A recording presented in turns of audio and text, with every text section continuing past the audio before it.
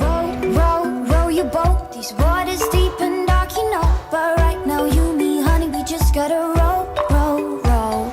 Through mud, dirt, dust and bones. Raging rivers, highs and lows. Keep your head up high and nice on the show, show, show. We gotta make the most out of this short life. So I row the boat through swamp and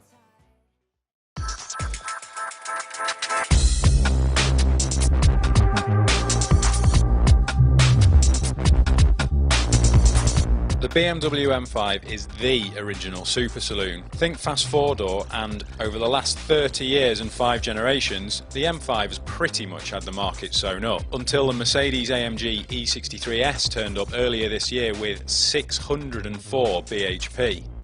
But with this all-new 6th generation M5, BMW is fighting back. The 4.4-litre twin-turbo V8 now produces 592 brake horsepower and 750 Nm of torque, while there's also a new 8-speed automatic gearbox that sends all that power to all 4 wheels. So, yes, the M5 is now 4-wheel drive, but BMW purists, dry your eyes, because this is M Division's X-Drive system, and it's completely different to a normal 5 Series with 4-wheel drive. The other benefit is massive traction.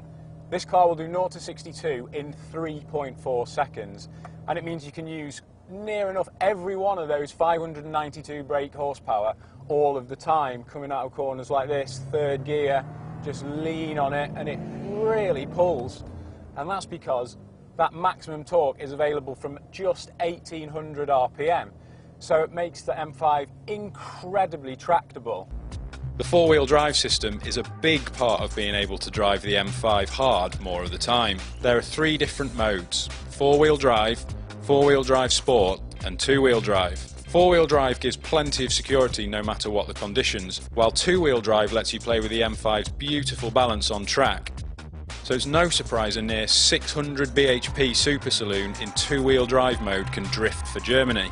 However, it's the 4-wheel drive sport mode that unlocks the real character of the new M5. BMW's active M differential really helps to turn the car through a corner on the throttle and improve agility. This is still a big car though, and while there is a lot of grip, there's not too much connection to what the front end is doing through the steering. It's nice and direct, and you can get more weight if you ramp up the different modes, but comfort is the nicest setting actually. And while there isn't that much feedback, at least the presence of those front drive shafts doesn't corrupt the steering all too much. Of course, you can then modify the 4-wheel drive settings to change the balance and add a little bit more playfulness, but on the road the M5 is devastatingly quick. But this is a super saloon, so you have to be able to use it as one car to do many things, and thankfully the M5 doesn't disappoint. While the drive modes mean it's ultra configurable, it's got a big boot, there's plenty of room inside, and it feels special, just like an M car should. But there's no getting away from the fact that this is a performance car, and it certainly delivers that. For a turbocharged motor, the 4.4-litre V8 really revs as well. I mean, that's just about 7,000 RPM. And the gearbox, although it's an 8-speed automatic now rather than the 7-speed dual clutch that was in the previous car, it really snaps through changes nicely. So downshifts going into the corner, lean on that traction on the way out, pull the paddle, next one. It's so fast. It's got so much ability, this car. And while there's loads of traction to make the most of that torque, unfortunately, the noise isn't the most entertaining. I mean, it revs and it makes a nice sort of flat blare, but compared to an E63's V8, it doesn't have that character or that richness. The E63's engine might be more effervescent, but its chassis feels firmer even in the comfort setting. If you're using cars like these every day, you want a soft, luxurious ride too. A wide spread of ability that covers both ends of the spectrum, and the M5 doesn't disappoint. Now, ride quality, because we're on the optional 20-inch alloy wheels. There are 3 modes for the dampers. We're in comfort at the moment on a fairly smooth road, but there are some undulations, and actually it's not too bad. Vertical movement is quite supple and it's controlled quite nicely. Well, if you ramp it up into Sport or even Sport Plus, you can feel the body being tied down a little bit more tightly.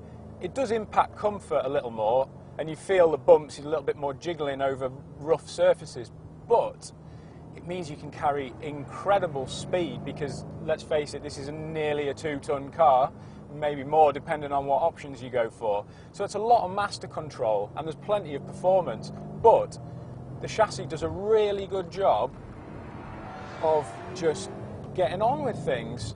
It's just a shame then that steering isn't that little bit more communicative. So, there's no doubt the M5 is a deeply impressive super saloon, but it's still not quite perfect. It's actually not the controversial switch to four-wheel drive that holds it back. In fact, with this much performance, it gives you better access to it and more control, with the option to indulge in typical M-car behaviour if you really want. Instead, it's the steering and the character of that engine that are the very slight nagging doubts. But in all other respects, the new M5 is an unquestionable hit.